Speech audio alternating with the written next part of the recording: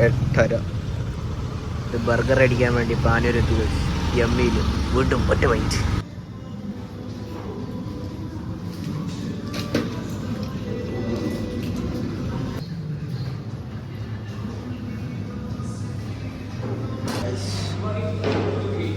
ഞാനിതാ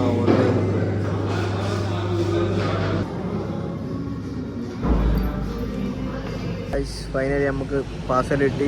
നമുക്കൊന്ന് വീട്ടിൽ പോയിട്ട് കഴിക്കാം ഗൈസ്. ആക്ച്വലി ഒറ്റ മൈനൊന്നും പറയാൻ പറ്റില്ല.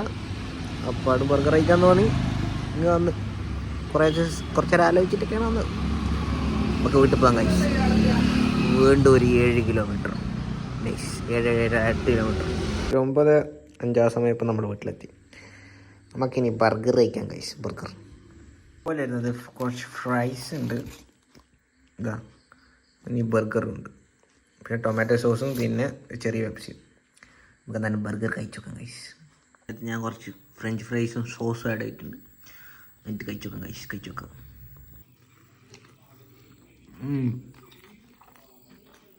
ടി വിയിൽ ബിഗ് ബോസ് ഉള്ളതുകൊണ്ട് ബർഗർ കഴിക്കാം ഗൈസ്. ബർഗർ കഴിക്കാൻ അഭിപ്രായം പറയാല്ല, മനസ്സിലാവും.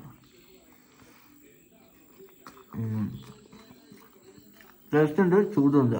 കൊള്ളാം. അത് കഴിച്ചേട്ടെ ബൈ. മൊത്തത്തിൽ സാധനം കൊള്ളാം.